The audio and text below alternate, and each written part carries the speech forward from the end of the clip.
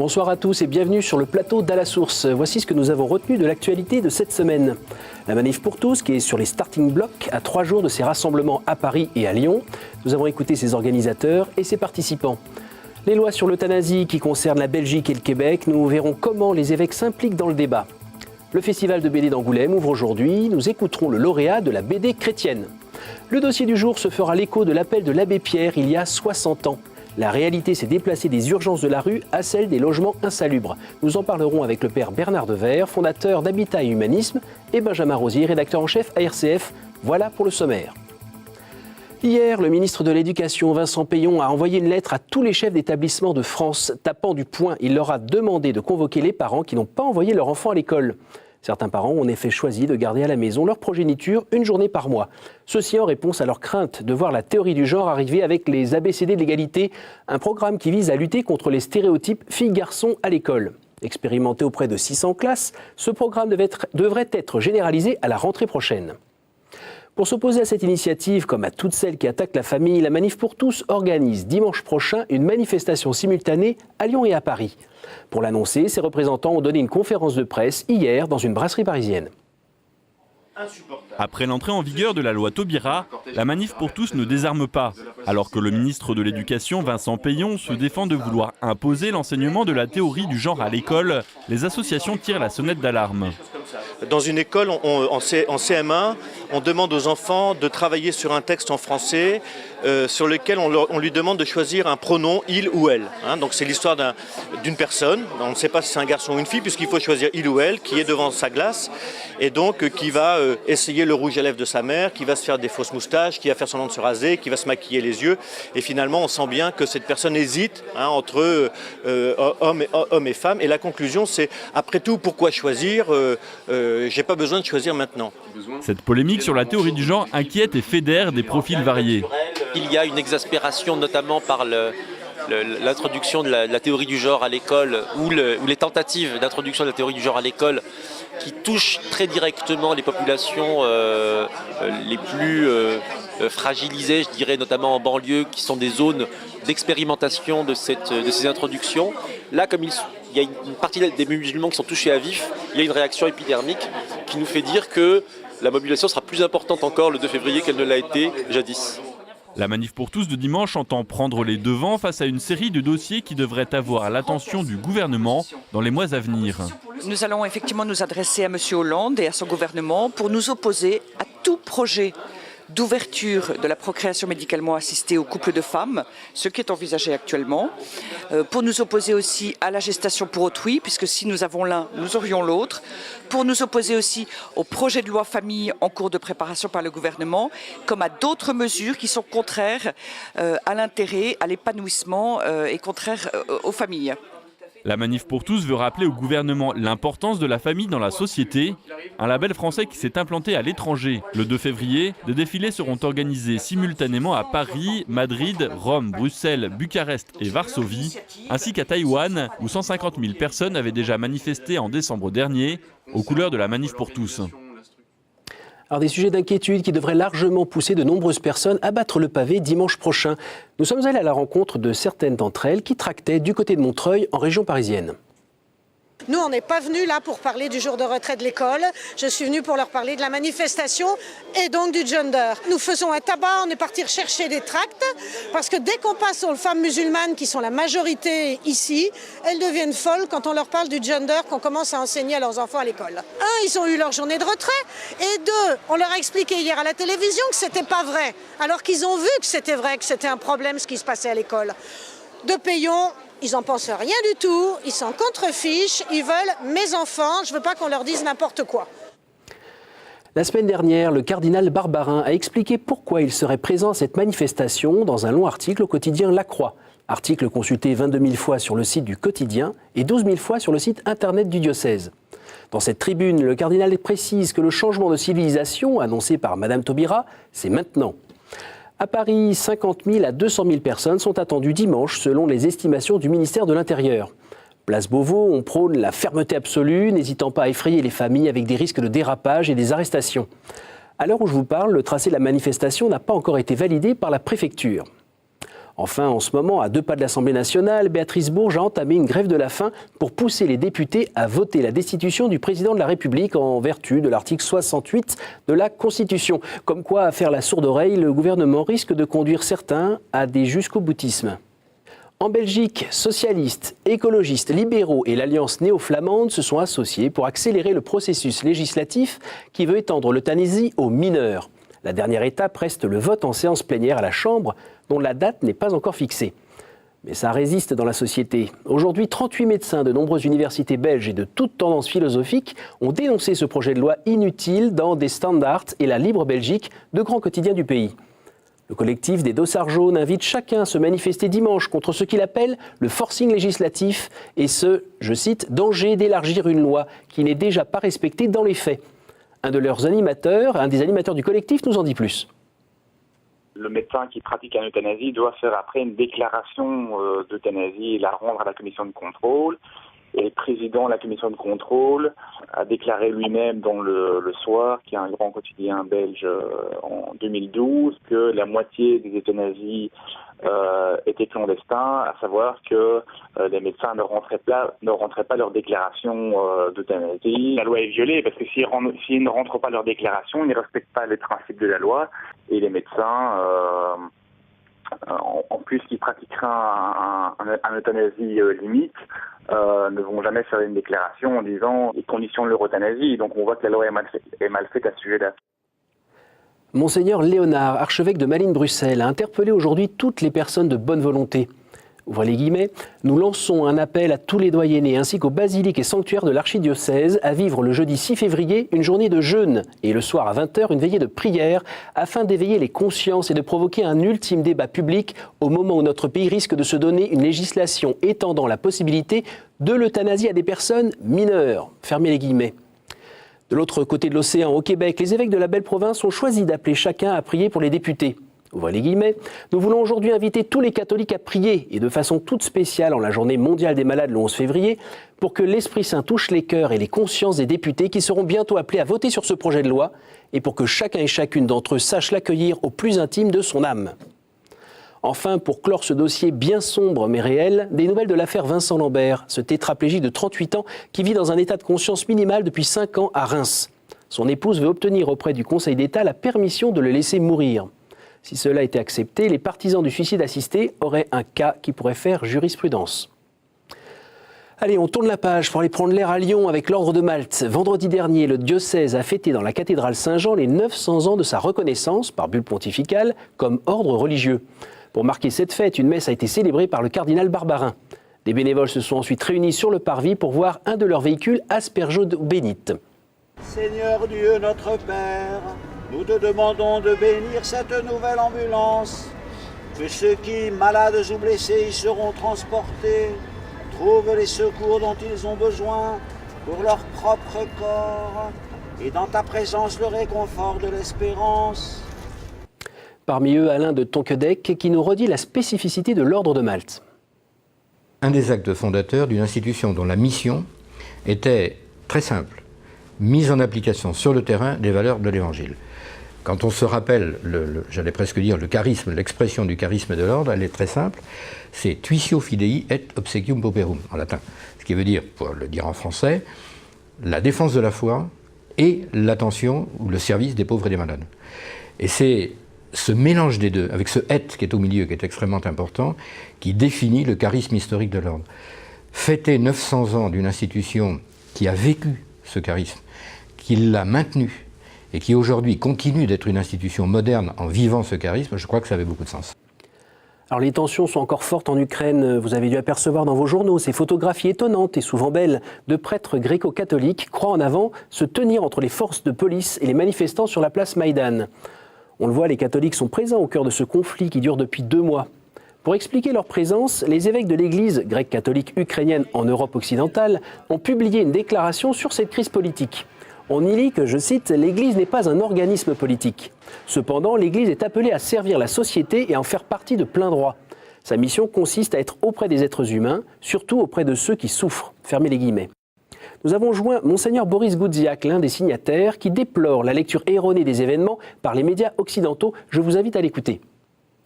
It is really a question of the dignity of citizens who live in a profoundly corrupt country, which has had 100 years history of terrorist rule. This understanding of the people who no longer are campaigning for or against a political figure or party, but are speaking on principles, is what explains the strength and the peacefulness of this demonstration for so many weeks. And we Christians and the Church in social circumstances is called to witness to the truth and to human God-given dignity. Pendant que se tient le sommet de Genève 2 jusqu'à demain soir du côté de Montreux, la situation est toujours aussi terrible en Syrie. Nous avons appelé Monseigneur Odo, évêque d'Alep, qui, il y a une semaine encore, a vu une roquette tomber sur son évêché, traverser 2 salles de réunion du premier étage et ne pas exploser. Un miracle dû à la protection de Saint-Joseph d'après lui. Écoutons-le, il nous fait partager ses espoirs et ses attentes. Il n'y a que l'Évangile qui est porteur de pardon. Et donc, les grandes puissances qui prétendent être de culture, disons, chrétienne, doivent se rappeler cela et ne doivent pas se focaliser seulement sur les intérêts économiques, seulement leur standing de vie, leur intérêt économique et leur domination stratégique et militaire. Ils en ont assez de se taire. Hier soir à Paris, sur le parvis des droits de l'homme, ils étaient une 50aine rassemblés pour soutenir les otages en Syrie, notamment le père Dalloglio, un jésuite italien très engagé politiquement. Fondateur du monastère de Marmoussa, il a été enlevé il y a exactement 6 mois.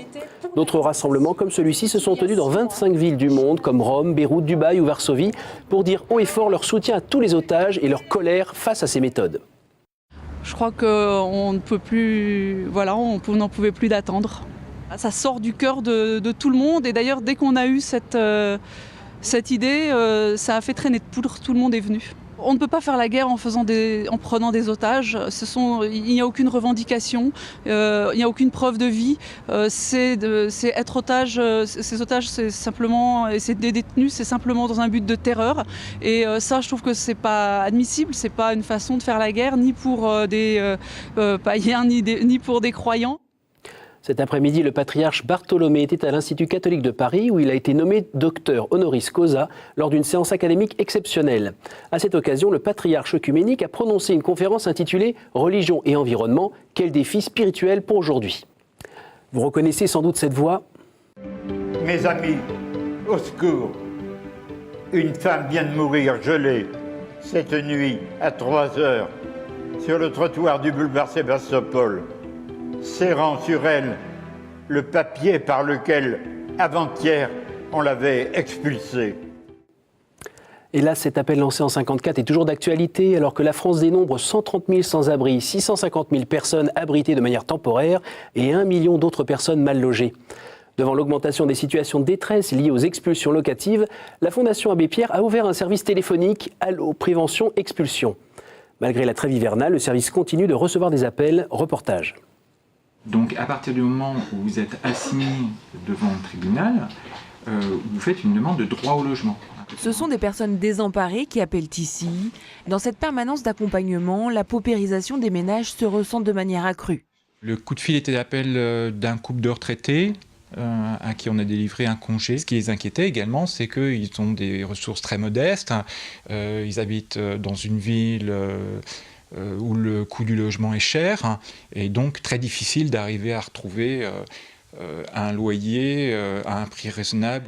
Depuis la création de cette plateforme en 2009, de plus en plus de foyers sont confrontés à un risque d'expulsion. Les familles monoparentales et les personnes isolées sont de plus en plus touchées, alors que les ménages qui évoquent la perte d'un emploi a augmenté. Mais la crise a fait apparaître de nouveaux phénomènes.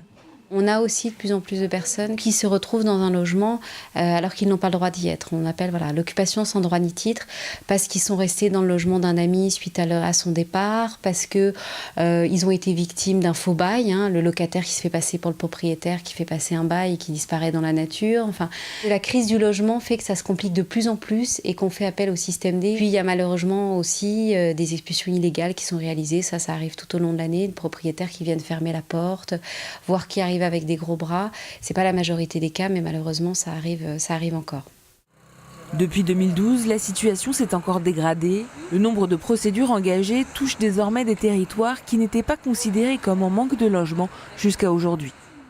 On en repart dans quelques minutes dans notre dossier. À Rome, l'image a fait le tour du monde. Le pape s'est retrouvé en costume de super-héros sur les murs de la ville éternelle. Un graffiti dont le cliché a été publié sur les réseaux sociaux par le PCCS, le Conseil pontifical pour les communications sociales.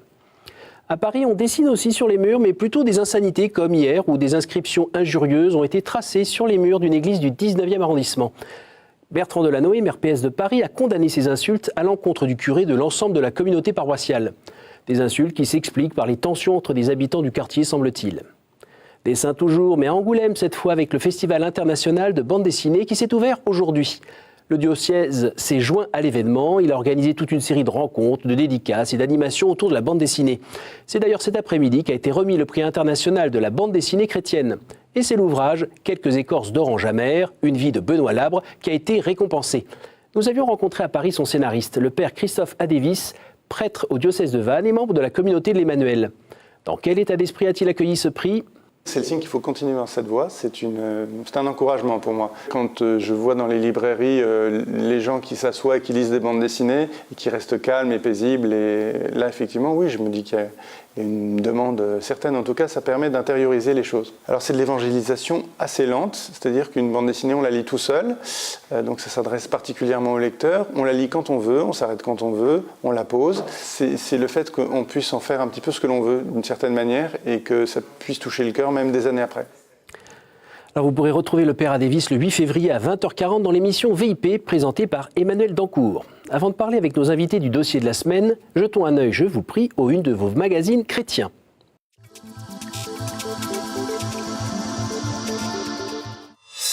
Alors cette semaine, La Vie attire l'attention de ses lecteurs sur les municipales qui pointent déjà leur nez. Pour ce faire, le magazine a choisi de s'intéresser à 7 d'entre elles, des villes normales, loin du microcosme parisien où la campagne fait déjà rage.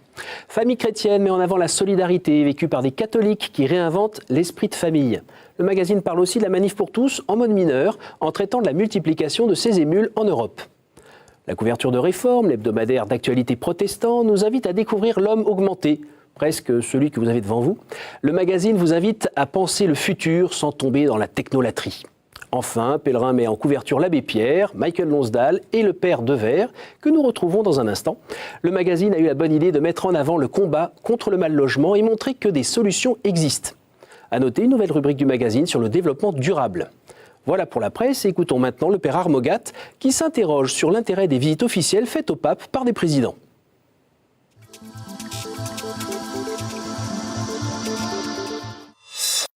Les chefs d'État ne devraient pas se rendre en visite au Vatican.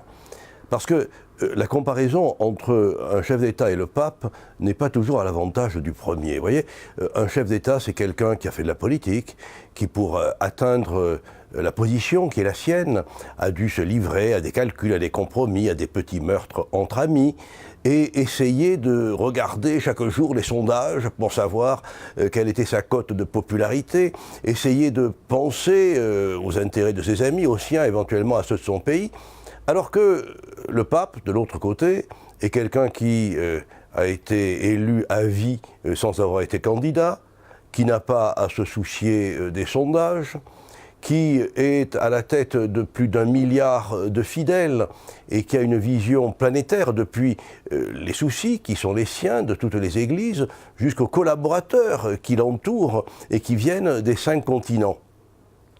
Mettre côte à côte le pape et un chef d'État n'est pas nécessairement à l'avantage de ce dernier. Et certains qui vont à Rome pour gagner une popularité plus grande auprès de leurs concitoyens en ressortent, en reviennent parfois un peu diminués. Merci Père. Place maintenant au dossier pour écouter nos invités.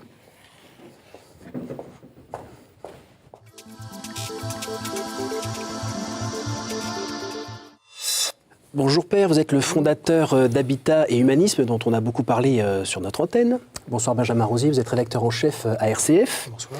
Alors 60 ans après l'abbé Pierre, vous lancez un appel pour que le logement des plus fragiles devienne une priorité nationale. Vous suggérez même au pouvoir public des solutions pour renverser la situation. Est-ce que vous pourriez nous les résumer ? Alors la situation elle n'est pas tenable. Elle est même inacceptable. Et ce qui est inacceptable, rappelait l'abbé Pierre, ça ne doit pas être accepté. Et il ne s'agit pas simplement de dénoncer, il s'agit bien en fait d'énoncer des propositions nouvelles. Ces propositions, elles s'inscrivent dans cette nécessité d'orienter, notamment avec les surloyers du mouvement HLM. Ça représente 110 millions d'euros. Et donc ces 110 millions d'euros soient fléchés, donc il n'y a pas d'impôt nouveau, il n'y a pas de dépenses nouvelles, mais fléchés vers les familles en très grande difficulté pour abaisser leur quittance de loyer. Il faut prendre en compte qu'il y a aujourd'hui des centaines de milliers de familles dont le reste, non pas à vivre, mais dont le reste pour vivre est inférieur à 100 € mensuels. On pense actuellement à une famille qui, avec 3 enfants, une famille monoparentale, le reste pour vivre, c'est 6 € par personne. Donc cette personne, elle est de bonne foi, elle essaye de payer son loyer, mais dans le même temps, elle n'y arrive pas totalement. Donc en fait, on lui a supprimé l'APL, l'aide personnalisée au logement, ce qui diminue encore son reste pour vivre. Elle est expulsée. Donc en fait, arrêtons cela. C'est-à-dire qu'en fait, il y a un drame dans ce pays, il y a une déchirure sociale. Et face à cette déchirure, il faut trouver des hommes et des femmes qui sont en capacité de dire non et de proposer. Alors, quelle proposition ? Voilà. Celle-ci, notamment, ce fléchage des surloyers vers les familles qui sont les plus grandes en difficulté. Vous pouvez nous préciser ce que c'est qu'un surloyer, en fait ? Un surloyer, c'est une famille qui habite dans un parc HLM et qui, au regard de ses ressources, fait qu'elle paye un loyer supérieur. Et ces loyers représentent en France 110 millions. 0,7%, 7 pour 1000 de la masse des loyers. Il faut savoir qu'il y a 45 millions, il y a 4 500 000 logements sociaux en France. Deuxième démarche, c'est faire en sorte que il y ait des financements adaptés pour les personnes en très grande difficulté. On peut bien avoir des financements très sociaux, mais avec ces financements ne permettent pas à des familles de pouvoir se maintenir, vous vous rendez compte, pas pouvoir se maintenir dans son logement, et plus grave encore, de pouvoir accéder à ce logement. Donc voilà autant de situations à partir desquelles il faut trouver des réponses très concrètes. Puis il faut construire davantage. Je veux dire qu'en fait, malheureusement, cette année, on va construire 300 000, peut-être 330 000 logements en 2013. On sait que pour 2014, là aussi, les courbes ne sont pas elles vont plutôt encore s'affaiblir. Et donc, chaque année, on est en train de prendre du retard.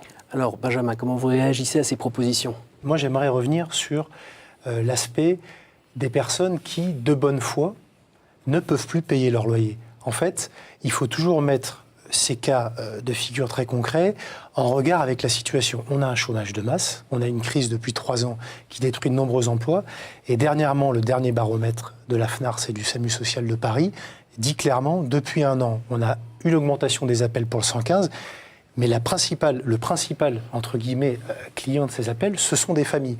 Donc on n'est pas face à des personnes seulement seules, etc., qui voudraient, je ne sais pas moi, vivre comme des bohèmes, etc., ou des personnes de mauvaise foi. On est face à des personnes qui sont devant des situations de précarité parce qu'il y a une réelle crise, voilà.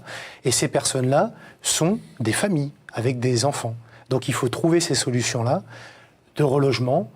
On parle aussi, alors il n'y a pas que le mal logement par rapport à des situations de logement insalubre. L'hébergement d'urgence, c'est clairement aussi des gens qui peuvent être à la rue. Alors, si on se recentre plus sur le problème du mal logement, c'est aussi lié à une sorte de déchirure sociale, le fameux délitement du tissu social. Pour les causes. La crise du mal logement, c'est une crise de rupture, et de rupture malheureusement au pluriel. La rupture, c'est celle que vous venez d'évoquer, c'est celle aussi en fait de la rupture au regard du coût du logement et des ressources. L'autre rupture, c'est une rupture aussi liée à ce que les liens sociaux en fait ne tiennent pas, notamment en fait les liens conjugaux. Hein. Le nombre de femmes qui se retrouvent en fait en situation parfois après des violences, dans une situation très difficile avec leurs enfants, avec parfois d'ailleurs en fait peu de revenus parce que il n'y a pas de travail, etc.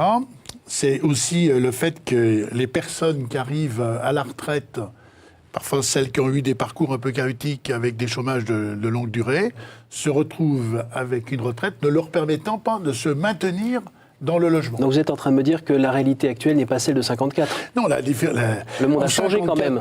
Effectivement, vous l'avez souligné, le monde il a effectivement changé.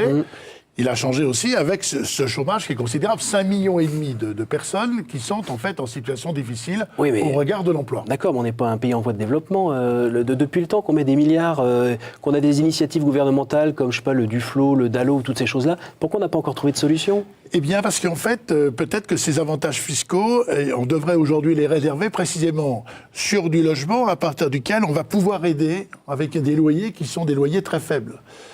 Vous avez raison qu'il y a eu beaucoup d'argent qui a été mis sur la question du logement. N'empêche qu'il y a une situation qui est claire, vous l'avez annoncé tout à l'heure, il y a 150 000 personnes dans la rue, il y a presque 600 000 personnes qui sont dans l'attente d'un logement et qui vivent en finalement d'expédients, et il y a un peu plus d'1 million de personnes qui vivent dans des situations, au regard, indécentes par rapport au logement. Et je crois qu'il y a aussi un cri à avoir, et peut-être que c'est peut-être aussi cet appel qui doit être actualisé, c'est le fait qu'il y a plus de 600 000 enfants qui sont victimes 2 fois par rapport au mal-logement, un aujourd'hui tout à fait difficile qui compromet un avenir.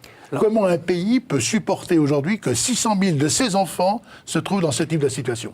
Alors, est-ce que c'est une priorité pour les Français encore, le mal-logement ? Je pense que la première priorité des Français, c'est l'emploi, mais j'ai envie de dire que derrière, il y a le mal-logement. Derrière, il y a les conditions d'hygiène, les conditions d'alimentation. Mais vous parliez, c'est vrai, c'est important de le dire, les conditions de rupture familiale, finalement. On n'est pas seulement face à des situations de chômage qui amènent des personnes devant cette dualité du mal-logement, on est aussi face à tous ces accidents de la vie, ces accidents familiaux. Juste une chose, c'est que en regard aussi à cette montée du chômage, il y a aussi cette dynamique du marché immobilier qui a fait que l'augmentation dans les centres-villes des loyers ont vidé les populations, notamment on parle même des classes moyennes aujourd'hui, et donc des familles, vers les périphéries, et donc vers parfois des logements insalubres. D'où la nécessité de les rénover. Un dernier mot, Père, de conclusion, et bref, s'il vous plaît. Comment peut-on faire le lien entre la dignité humaine et la nécessité d'avoir un logement décent ? Écoutez, c'est la réponse à la question de la Bible. Qu'as-tu fait de ton frère ? Et la crise, en fait, du mal-logement, c'est d'abord une crise spirituelle. Merci, Père, pour ce rappel. Et merci donc à tous les deux pour votre présence et pour cet échange. Merci à vous pour votre fidélité. Je serai heureux de vous retrouver la semaine prochaine. Vous pourrez aussi retrouver notre programme sur 4TOTV.com. Bonne soirée.